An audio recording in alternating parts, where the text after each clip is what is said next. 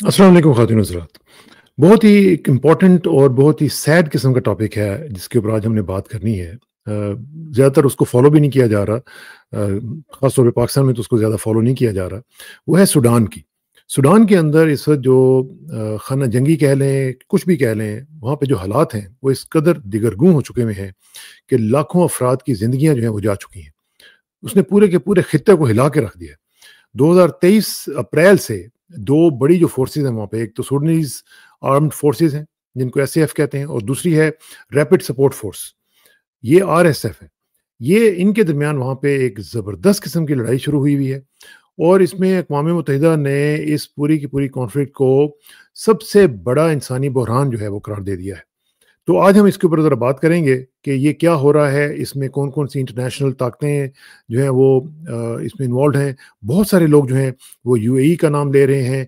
आज भी as we speak पूरी दुनिया में जो मेजर कैपिटल्स हैं वहाँ पे यूएई के खिलाफ बहुत बड़े-बड़े मुज़ाहरे हुए हैं कि भई आप ये जो वहाँ पे काम कर रहे हैं, आपके ऊपर इल्ज़ाम लग रहा है कि आप आरएसएफ को सपोर्ट कर रहे हैं, अपने जो भी मायोपिक उनके गेन्स हैं, या आप कह लें कि जो मादनियात का मसला है या सोने का मसला है, उसके लिए।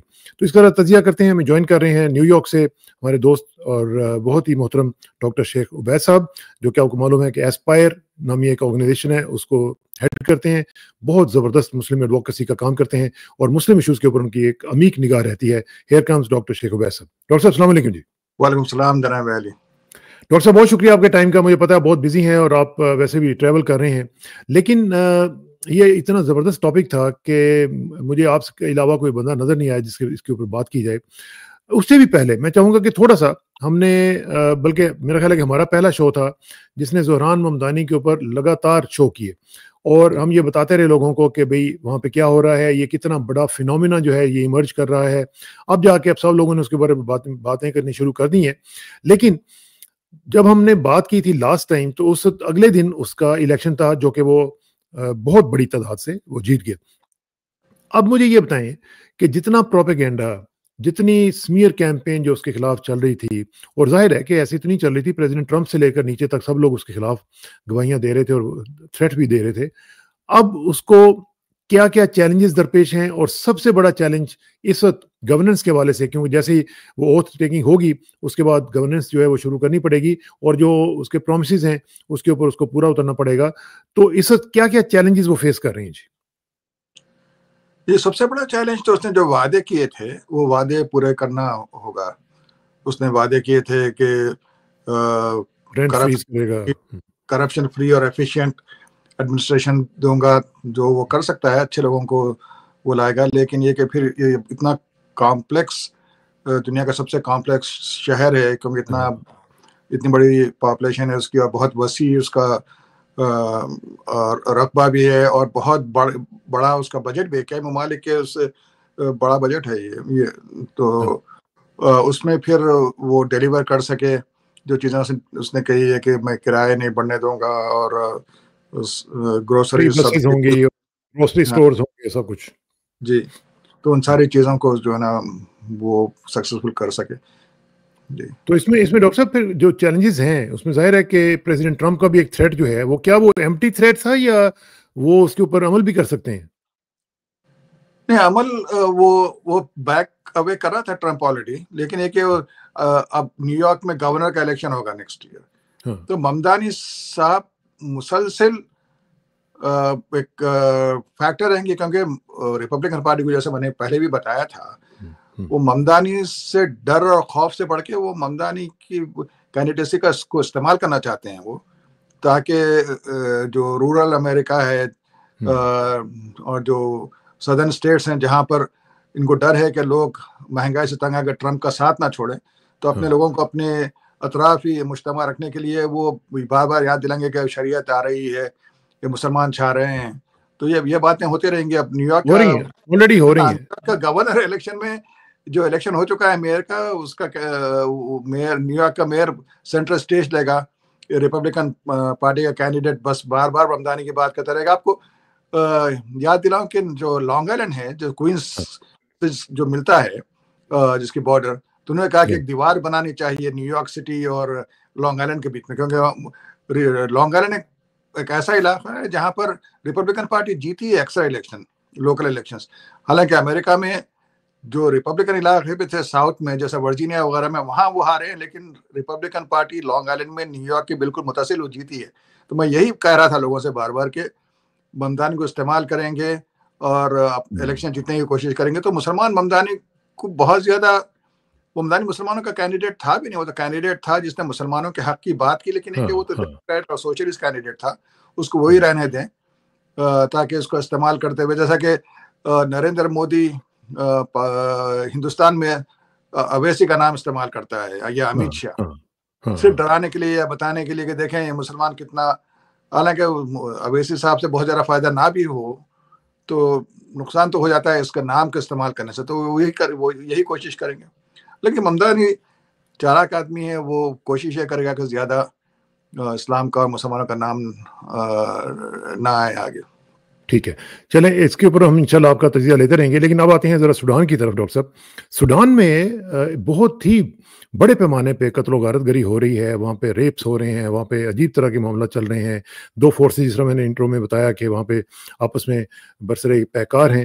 یہ جو صورتحال ہے اس کو ذرا مجھے بتائیں، تھوڑا سا بیک گراؤنڈ بتائیں ہمارے ناظرین کو تاکہ پتہ چلے یہ ہو کیوں رہا ہے اور اس کا بیک گراؤنڈ کیسے یہ ڈیولپ کیا ہوا ہے، اور وہاں پہ باقی جو آؤٹ سائڈ ایکٹرز ہیں ان کا بھی ذرا تھوڑا سا ہمیں بتائیں کہ وہاں پہ what is actually going on there. افریقہ کا المیہ رہا ہے کہ ان کے جو ڈارک اسکن کی وجہ سے، ان کے جلد کالی ہونے کی وجہ سے وہاں پر جو جینوسائڈس ہوتی ہیں اس کے بارے میں بات نہیں ہوتی. دنیا کی سب سے خطرناک جینوسائڈ جو ہوئی وہ کانگو میں ہوئی، جہاں پر عورتوں کو خاص طور پر تشدد کا نشانہ بنایا گیا، ملینس آف لوگ مارے گئے، اس کے بارے میں کوئی بات نہیں ہوتی. روانڈا کے بارے میں بات ہو گئی تھی، پھر سینٹرل افریقن ریپبلک جو فاسٹسٹ جینوسائڈ تھی دنیا کی، جہاں کے مسلمان نشانہ بنے خاص طور پہ، اس کے بارے میں بھی بات نہیں ہوئی. سوڈان کا المیہ رہا ہے کہ اکثر افریقن اور عرب ممالک کی طرح یہاں پر بہت زیادہ انسٹیبلٹی رہی اور کو ہوتے رہے. جعفر نمیری صاحب بہت عرصے تک فوجی ڈکٹیٹر تھے، ان کے بعد صادق المہدی صاحب جو مہدی سوڈانی کے ڈسینڈنٹ ہے وہ آئے تھے الیکشن. بشیر صاحب بھی آ گئے، ہاں، لیکن ان کی کولیشن گورنمنٹ بڑی انسٹیبل تھی. تو پھر 89 میں غالباً عمر البشیر نے وہاں پر انقلاب، بریگیڈیئر جنرل تھے وہاں، انہوں نے انقلاب لایا اور وہ اخوان المسلمین سے متاثر تھے. تو انہوں نے کچھ عرصے بعد حسن ترابی جو وہاں اخوانی لیڈر تھے بہت بڑے سوڈان کے، جو غالباً 2016 میں 2016 میں شاید ان کا انتقال ہوا، تو ان کے ساتھ مل کے انہوں نے سوڈان میں شریعت کا نفاذ کیا اور سوڈان کو آگے بڑھانے کی کوشش کی، اور انٹرنیشنل ایشوز پہ انہوں نے اسلامک تحریکات کی مدد کرنے کی کوشش کی، اور اس میں غلطیاں بھی کی. بن لادن کو اپنے پاس آنے دیا سوڈان میں، انہوں نے صدام حسین کا ساتھ دیا تھا جس کی وجہ سے بھی ان کو بہت نقصان ہوا بشیر کو. تو پھر سوڈان، پھر ایک سوڈان انٹرنیشنل سازشوں کا مرکز بھی اس لیے رہا کہ سب سے بڑا ملک ہوا کرتا تھا افریقہ. تو سدرن سوڈان میں میجورٹی مسلمانوں کی نہیں تھی، وہاں پر کرسچینس یا پھر جو پیگنس ہیں، جو بت پرست اور اس طرح کے پرانے مذاہب کے ماننے والے تھے، ان کو ویٹیکن نے اور یورپین ممالک نے بہت مدد کی، اور ایونچولی سدرن سوڈان الگ ہو گیا. مجھے یاد نہیں آ رہا 2012 2013 میں شاید اس طرح ہوا. لیکن جب میں نیا امریکہ آیا تھا، تو جب میں نے میڈیا میں کام کرنا شروع کیا، میں نے کیریئر چھوڑ دیا تھا میڈیا میں کام کرنے کے لیے ڈاکٹر کا، تو جب ہم میڈیا والوں سے ملتے تھے تو وہاں پر انہوں نے ایک بار یہ بات کی تھی کہ امریکہ سے لوگ جا کر جو ہے ایوانجیلیکل جو فنڈامنٹلسٹ لوگ ہیں، یہ لوگ جا کر وہاں سے غلام آزاد کرا کے لایا کرتے تھے. تو بتا دیکھیں غلامی. تو میں نے ان سے کہا کہ بھائی صدر سوڈان میں تو سوڈان کی حکومت کا عمل دخل ہے ہی نہیں، وہاں تو سارا کا سارا سدرن لبریشن موومنٹ یا جو بھی نام تھا SPLM یا ان کا قبضہ ہے وہاں پر. تو بھی یہ جو ہو رہا ہے تو ڈرامہ بازی ہے یہ. لیکن یہ مسلمان جو ہے بڑے کمزور ہیں میڈیا ریلیشن میں، تو ایونچولی سوڈان پہ بڑھتا گیا. پھر وہاں پر ایسٹ ٹیمور جس طرح آزاد ہوا کوٹ ان کوٹ، سدرن سوڈان بھی اس طرح الگ ہوا. کشمیر کی باری نہیں آ سکی کیونکہ مسلمان ہوتے ہیں وہاں پر, فلسطین کی باری نہیں آ سکی, مسلمان ہوتے ہیں وہاں پر. تو یہ رہا سوڈان کا. اس مطلب ہوا یہ کہ جب عرب اسپرنگ ہونے لگی تو عمر البشیر صاحب بھی اتنے سالوں تک وہ ڈکٹیٹر رہے, الیکشن میں دھاندلی وغیرہ کر کے جیتتے رہے, اسلام کے نام پر حکومت کی. دوسروں کی بنسبت اچھے حکمران تھے ہوں گے, لیکن یہ کہ جب آپ اپنے آپ کو امپوز کرتے ہیں تو پھر لوگ بھی تنگ آ جاتے ہیں نا. تو پھر عرب اسپرنگ کا ماحول ہوا وہاں پر, تو اس میں جو ہے لوگ سڑکوں پہ نکل آئے, تو فوج نے ان کو ہٹا دیا عمر البشیر صاحب کو, ایک ٹرانزیشن کونسل بنائی فوجیوں کی اپنی, اور اس کے بعد وہاں پر ایک سیویلین کو بھی انہوں نے ٹیمپرری طور پہ بنایا. لیکن پھر دوبارہ فوج کے سربراہ برہان صاحب نے, عبد الفتاح برہان نے, وہ نامنل جو سیویلین حکومت ہے اس کو برخاست کر کے وہ اقتدار پہ آ گئے. لیکن مزے کی بات تھی کہ ایک شخص کا نام لینا بہت ضروری ہے جو اب سول وار ہو رہی ہے. اس میں صاحب ہیں جن کو حمیتی کہا جاتا ہے, جن کا لیکن ان کا نام شاید مجھے اس وقت یاد نہیں آ رہا ہے. تو یہ ملیشیا کے لیڈر ہوا کرتے تھے جن کو بشیر نے بنایا تھا. جب ایک بغاوت ہو رہی تھی دارفور میں, اس کو کچلنے کے لیے, وہ بغاوت جو ہو رہی تھی وہ زیادہ تر افریقی قبائل تھے. تو انہوں نے حمیتی کو عرب قبائل کو ساتھ لے کر انہیں کرش کرنے کے لیے ریپڈ جنجوید کے نام سے ملیشیا بنائی تھی, جس کو بعد میں RSF ریپڈ سپورٹ فورسز کا نام دیا گیا. اور اس کے بعد برہان صاحب کے مقابلے میں جو صاحب آئے ہیں وہ بھی ہے نا, ہمدان ہے, حمیتی کہا جاتا ہے. ہاں ہمدان, اس کو حمیتی کے نام سے اس کا عرفیت اس کی. تو اس کو پھر انہوں نے فوج جنرل بھی بنا دیا, اور اس کو گولڈ کے مائنز دے دی, سونے کے مائنز دے دی بشیر نے اس کو اپنے ساتھ رکھنے کے لیے. تو پھر جب بشیر کے خلاف لوگ سڑکوں پر نکل آئے تو پھر برہان اور حمیتی نے مل کر حکومت بنانے کی کوشش کی. اور پھر لیکن پھر یہ جو ہے آپ کے کس کے پاس زیادہ پاور ہو, اس میں خانہ جنگی شروع ہو گئی اس میں. اور پھر باہر کے ممالک, لیکن ان کے یہ جو دونوں طرفین جو ہیں جن کے آپ ذکر کر رہے ہیں, ان کے مین اسٹریٹجک آبجیکٹیوز کیا ہیں دونوں سائڈ کے؟ یعنی ٹیریٹوریل ہیں, ریسورس کنٹرول کا مسئلہ ہے, یا پولیٹیکل ہے؟ حکومت پہ قبضہ کرنا ہے. تو پورا ملک چاہتے ہیں حکومت پہ قبضہ کرنا ہے. سوڈان کا جو جنرل برہان ہے وہ فوج کے سربراہ ہیں. حمیتی کو UAE کی بہت بڑی مدد حاصل ہے, اور ان کے پاس بڑی بڑی کانیں ہیں سونے کی. اور ان کو رشیا کا جو ملیشیا کا ونگ تھا, ویگنر گروپ, جس نے سیریا میں جنوسائیڈ کی. اور یہ لوگ چونکہ بشیر نے سعودی عرب سے دوستی کرنے کی خاطر, UAE سے دوستی کرنے کی خاطر, جب یمن کی خانہ جنگی شروع ہوئی اور پاکستان نے منع کر دیا تھا اس میں انوالو ہونے سے, اس وقت بشیر نے حمیتی کو وہاں بھیجایا تھا, ان کے ملیشیا کو, جنجاوید. تو وہاں ان کی دوستی ہو گئی رشینز کی, جو کہ UAE کے ساتھ وہاں لڑ رہے تھے ہوتی سے. تو یہ پھر UAE سے بھی دوستی ہوئی. اس میں ایتھنک ایشو نہیں ہے, یعنی جس طرح کئی دفعہ ہوتا ہے کہ دونوں عرب ہیں, دونوں مسلمان ہیں, دونوں سنی ہیں. تو ایتھنک اور ریجنل کلیویجز وغیرہ اس طرح کی نہیں ہے, یہ صرف انٹرسٹ ہے, پولیٹیکل ہے. اور اس میں ہو سکتا ہے کہ جس طرح آپ فرما رہے ہیں کہ گولڈ وغیرہ کا ایشو ہے. گولڈ کا ایشو آ رہا ہے کہ حمیتی وہ گولڈ مائنز کو استعمال کر رہا ہے اپنے, کیونکہ اس کی تو ملیشیا ہے نا, ابھی اس کی حکومت نہیں ہے. حکومت کے سارے بینکس وغیرہ تو برہان صاحب کے قبضے میں, جنرل برہان کی. تو حمیتی گولڈز اور پھر UAE نے وہاں پر سوڈان میں 50,000 ہیکٹرز, میرے خیال سے 1 ہیکٹر میں شاید 2.5 ایکڑ زمین ہوتی ہے, تو 50,000 ہیکٹرز پہ ان کے فارم لینڈ ہیں UAE کے, اپنا خریدا ہوا ہے. ہاں, کھانے کی ضرورت وغیرہ وہاں سے پوری کرتے ہیں. پھر UAE کا یہ ہے کہ وہ ریڈ سی میں اس نے بہت سارے اڈے بنائے ہوئے, جس میں سب سے بڑا اڈا اس نے پنٹ لینڈ میں, جو صومالیہ کا حصہ آزاد ہو گیا تھا, وہاں پر اس نے بنا رکھا ہے. ایک تو سعودی عرب کو کاؤنٹر کرنے کے لیے, کیونکہ سعودی عرب کے جو کبھی اس پہ بھی بات کرنی ہوگی, سعودی عرب کے جو کراؤن پرنس ہے جن کو کہ اکسایا تھا حکومت پہ قبضہ کرنے کے لیے, محمد بن زید بہت ہی عیار, اور جب تاریخ لکھی جائے گی تو اس کے بارے میں بہت سی باتیں آئیں گی جو لوگ زیادہ توجہ نہیں دے رہے ہیں اس پہ. تو لیکن ڈاکٹر صاحب اس میں دیکھیں نا, UAE کے ظاہر ہے کہ جو رول ہے اس کو پوری دنیا میں نیگیٹولی اگر لیا جا رہا ہے تو اس کے کچھ نہ کچھ تو بات ہوگی نا. اور اب میں نے ابھی دکھایا جس طرح کہ پوری دنیا میں آج ہم نے دیکھا کہ لوگوں نے یو اے ای کے خلاف مظاہرے کیے ہیں بڑے بڑے کیپٹلز میں کہ بھئی یہ آپ وہاں پہ سوڈان میں کیا کر رہے ہیں. ایک تو یہ ہے کہ ہماری جو مسلم دنیا ہے اس میں تو اس طرح کی باتیں ہی نہیں ہو رہی ہیں کہ کیا ہو رہا ہے وہاں پہ, لیکن کم از کم جو باقی میجر کیپٹلز ہیں وہاں پہ یو اے ای کے خلاف ہو رہا ہے. تو کیا اس کا کچھ امپیکٹ ہوگا کوئی یو اے ای کے بہت اوپر؟ بہت ہوگا. مطلب ظالم جو نا فرعون کے لیے بھی اللہ تعالیٰ جو ڈھیل دیتے ہیں وہ ختم ہو جاتی ہے.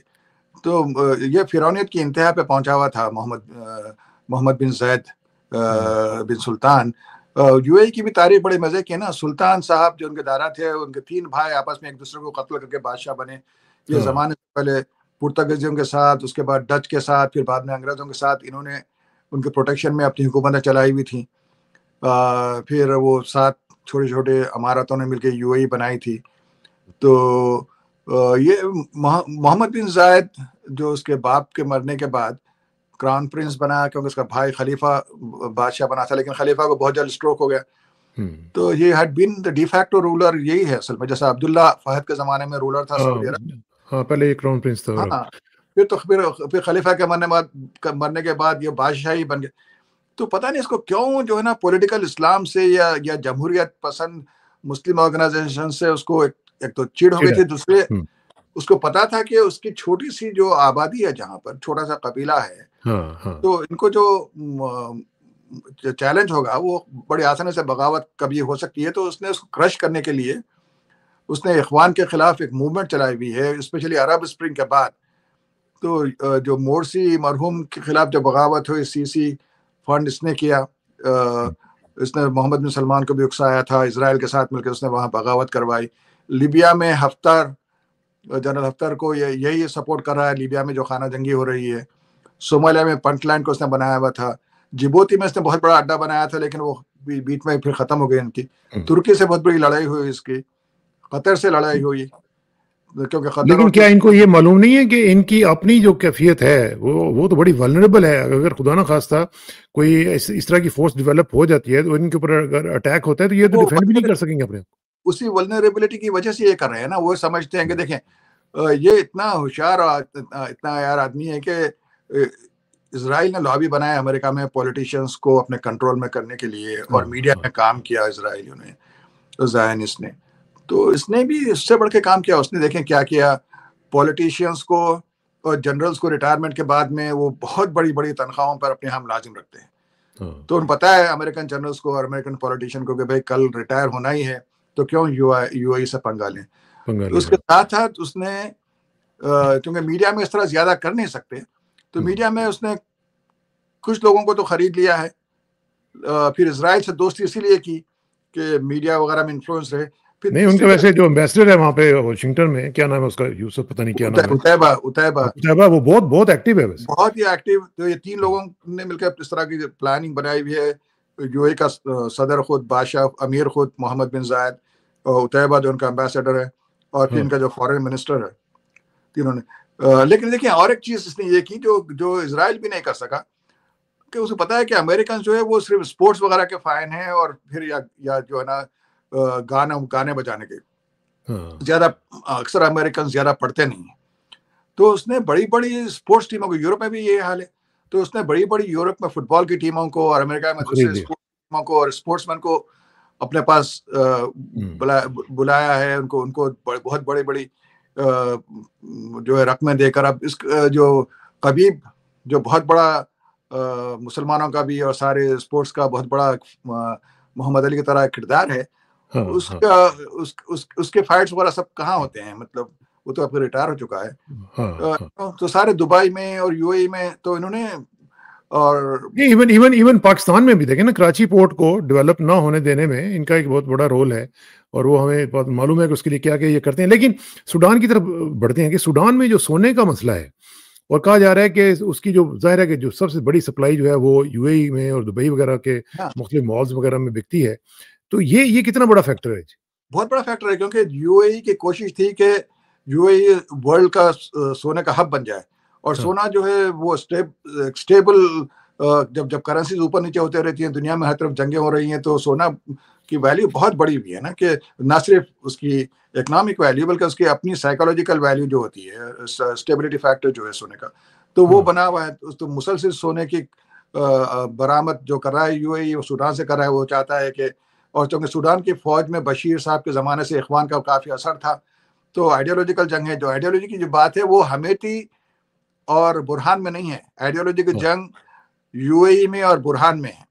اچھا، مزے کی بات ہے کہ حمیتی صاحب یہ کہہ رہے ہیں کہ میں برہان کے خلاف جنگ اس لیے کر رہا ہوں کہ برہان عمر البشیر کو رہا کر دینے والا ہے، اس کو سزا نہیں دے رہا ہے. حالانکہ حمیتی صاحب کو بنایا ہے عمر البشیر نے. عمر البشیر.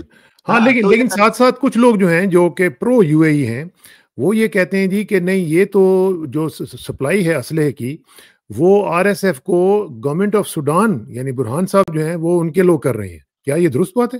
بالکل جھوٹ بات ہے اور بیوقوفی کی بات ہے. بات یہ ہے کہ آر ایس ایف کو بنایا بشیر نے، سوڈان کی حکومت نے، وہ تو صحیح بات ہے. لیکن جب جنگ شروع ہو گئی تو اپنے دشمنوں کو کیوں ہتھیار دیں گے؟ آپ کو یاد ہے کہ 2-3 سال سے شاید اس سے بڑھ کے عرصہ تک بشیر صاحب محاصرے میں رہے، خرطوم سے نکل نہیں سکے کیونکہ حمیتی کی فوجوں نے، آر ایس ایف نے اس کا محاصرہ کر لیا تھا. وہ تو کئی سال کے بعد سوڈان کی فوج اسے بچا لے آئی، پورٹ آف سوڈان میں لے آئی، ورنہ اس سے پہلے کئی ان کے حملے ناکام ہوئے تھے. اور پہلے دن ہی جب جنگ شروع ہوئی تو آر ایس ایف کی کوشش تھی کہ یا تو اس کو قتل کر دیا جائے یا گرفتار کر لیا جائے. برہان اتفاق سے بچ گیا تھا، انہوں نے ملٹری ہیڈ کوارٹرز پہ حملہ اسی لیے کیا تھا. تو وہ کیوں دیں گے؟ ظاہر ہے برہان بھی بشیر کا آدمی تھا، حمیتی بھی بشیر کا آدمی تھا جب بشیر کی حکومت تھی. لیکن اس وقت تو، اور پھر اب کنٹینیوسلی کون ڈرون کی سپلائی کر رہا ہے؟ ہاں، یہ تو خیر وہ لوگ کہہ رہے ہیں. ہاں، کون لوگ؟ ہاں، وہ تو یو اے ای کے ایجنٹ ہر جگہ ہے نا. آپ کو پتا ہے غالباً ہوگا کہ 10 سال سے میں مسلمانوں سے اپیل کر رہا ہوں کہ بھئی یو اے ای مسلمانوں کے لیے سب سے بڑا خطرہ ہے ساری دنیا میں. خود امریکہ میں وہ چاہ رہے ہیں کہ چونکہ پولیٹیکلی جو ایکٹیو جو گروپس ہیں وہ چاہتے ہیں کہ ویسٹ میں، چاہے امریکہ ہو یا یو کے یا فرانس ہو، یہاں پہ ان کو ختم کر دیا جائے، کیونکہ کوئی بات نہ کر سکے ان کے ظلم کے خلاف. دوسروں کو تو انہوں نے خرید لیا ہے، خود مسلم تنظیموں کو بھی انہوں نے خریدنے کی کوشش کی، کچھ بک گئی، کچھ نہیں بکی. تو یہ شروع سے اسلام کے خلاف رہا ہے. لیکن اس میں آپ آخر میں ذرا مجھے تھوڑا سا یہ بتائیں کہ اس کا کیا اینڈ اسٹیٹ کیا ہوگی؟ کیا یو این جس طرح کہہ رہا ہے کہ یہ ورلڈ بگیسٹ ڈیزاسٹر ہے، کیا اس کے اوپر کچھ رول پلے کرے گی یو این؟ کیا جو دیگر انسٹیٹیوشنز ہیں، international institutions like criminal court, جو انٹرنیشنل کرمنل کورٹ ہے، کیا ان کی یہ جورسڈکشن میں آتی ہیں یہ چیزیں؟ کیا ہوگا کیا، اور کس طریقے سے اس کو لمٹ کیا جا سکتا ہے اس کانفلکٹ کو، اگر ختم بھی نہیں کیا جائے؟ وہی ہوگا انشاءاللہ، کیونکہ ملک اٹھے گا اور اس کو چیلنج کرے گا تو اس کے خلاف نکلے گا، اس کے خلاف بھی وارنٹ، جس طرح نیتنیاہو کے خلاف نکلا. ویسٹ سے تو امید نہیں ہے، کیونکہ اس نے یو کے کو، اپنے جو یو کے جو پولیٹیشین کو انہوں نے خرید رکھا ہے، تو یو کے نے بہت کام کیا یو اے ای کو بچانے کے لیے لاسٹ 5-6 سال میں. تو یو کے یا امریکہ کچھ نہیں کرے گا. یہ ٹرمپ کو انہوں نے بہت پہلے اپنے قبضے میں کیا تھا. تو پہلے ٹرم میں جب یو اے ای نے قطر کے خلاف محاصرہ کیا، تو ٹرمپ نے کہا تھا نا کہ قطر سب سے بڑا ٹیررسٹ سپورٹر ہے دنیا میں. لیکن اس بار قطر نے زیادہ پیسے خرچ کیے، جہاز بھی دے دیا، تو ٹرمپ تو بگاؤ آئیڈیالوجی کوئی ہے نہیں، تو آج کل وہ قطر کا دوست بنا ہوا ہے. تو بیسیکلی آپ یہ کہہ رہے ہیں کہ جو میڈیشن ایفرٹس ہو سکتی ہیں وہ کوئی اتنی ابھی تک ہمیں نظر نہیں آ رہی ہیں، نہ سعودی عربیہ کی طرف سے، نہ افریقن یونین کی طرف سے. گلف اسٹیٹس جو ہیں ویسے ہی ظاہر ہے کہ اس میں تو خود انوالوڈ ہیں. تو کیا یہ نہیں ہو سکتا کہ ان کے اوپر سینکشنز وغیرہ یا آرمز امبارگوز اس طرح کی لگا دی ہیں؟ اب جو لوگوں میں جس طرح اسرائیل کی جو مشکل ہوئی وہ کسی مسلم ملک کی طرف سے نہیں ہوئی نا. بالکل پاکستان میں کتنے بڑے بڑے مظاہرے ہوئے، کہاں ہوئے دنیا میں؟ وہ مشکل اس لیے ہوئی کہ ویسٹ میں لوگ اسرائیل کے خلاف، ممدانی صاحب کی جیت میں بھی اس کا بڑا ہاتھ تھا. اسرائیل کے خلاف لوگ، اسپیشلی ینگ لوگ اور ینگ یہودی خلاف ہو گئے تھے اسرائیل کی، جب ظلم اور بربریت کی انتہا ہو گئی. تو بھی یو اے کا بھی یہی ہو رہا ہے. تو اسی لیے یو اے اب بیک ٹریک کر رہا ہے. اس نے فوری اب حمیتی پہ پریشر ڈال کے وہ سیز فائر ہوئی ہے. ان میں ایک معاہدہ ہو چکا تھا. سعودی عرب اور ایجپٹ جو دونوں دوست تھے یو اے ای کے، وہ زمانے سے برہان کا ساتھ دے رہے ہیں. یو اے ای حمیتی کا ساتھ دے رہا ہے. جو جدہ پیس اکارڈ ہوا تھا، لیکن اس کی فوری خلاف ورزی ہو گئی. جیسا میں نے بتایا کہ دونوں بھی چاہتے ہیں کہ حکومت ان کی رہے. برہان چاہتا ہے کہ سارے سوڈان پہ اس کی حکومت رہے. فوج بھی یہ چاہتی ہے کیونکہ فوج ہے. حمیتی صاحب بھی ابھی حال میں آئے ہوئے ہیں، تو وہ ملیشیا، لیکن ان کے پاس پیسہ ہے اور یو اے ای کی سپورٹ ہے.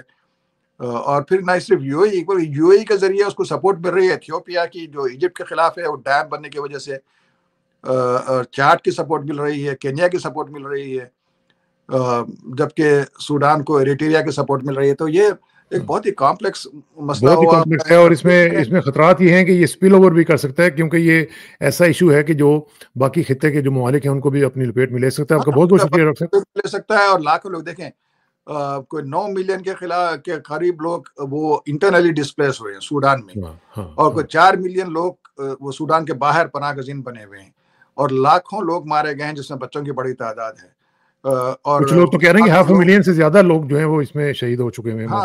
اور لاکھوں لوگ بھوک سے قحط کا شکار ہو رہے ہیں. یہ سوڈان کی جینوسائیڈ تو غزہ کی جینوسائیڈ سے بھی بہت بڑی جینوسائیڈ تھی، بہت بڑی جینوسائیڈ. غزہ کی وجہ سے یہ ہوا کہ اب لوگوں میں جینوسائیڈ کے بارے میں سینسیٹیوٹی پیدا ہو گئی ہے. ورنہ چائنا بھی سکسیسفل رہا تھا نا بھائی. اب پاکستان نے کچھ نہیں کیا، سارے مسلم ممالک نے چائنا کی سپورٹ کی ویغر مسلمانوں کے خلاف. ابھی پاکستان اس سے بحث کرتے ہیں، کہتے ہیں کہ چائنا نے کبھی دنیا پہ کسی پہ حملہ نہیں کیا. بڑے بھائی جاؤ تاریخ پڑھو. چائنا کی ہمیشہ یہ رہی کہ جب بھی چائنا طاقتور ہوا وہ سینٹرل ایشیا پر اس کا قبضہ ہوا، جب بھی چائنا ویک ہوا سینٹرل ایشیا اس سے آزاد ہوا. تو آپ یہ پرانے ہزاروں سینکڑوں سال پرانے اگر آپ قصے نکالیں ترکی تاریخ کے، تو وہ چائنا کے خلاف ہی ان کے ہوتے ہیں، چائنا کے خلاف ہی جنگیں ہوتی رہی ہیں. ہمیشہ رہا ان کا. تو ہر قوم کرتی ہے جب وہ طاقتور ہوتی ہے تو اپنے پڑوسیوں پہ. تو چائنا نے ویغرز پہ ظلم کیا ہوا ہے. اسی طرح برما میں جو اتنی بڑی جینوسائیڈ ہوئی، ہم نے برما ٹاسک فورس بنائی، اس وقت بھی مسلمان جینوسائیڈ سے پہلے، اب جینوسائیڈ کے بعد انہوں نے بات نہیں کرتے تھے لوگ. ہاں چلیں اس کے اوپر انشاءاللہ آپ کا تجزیہ لیتے رہیں گے ڈاکٹر صاحب.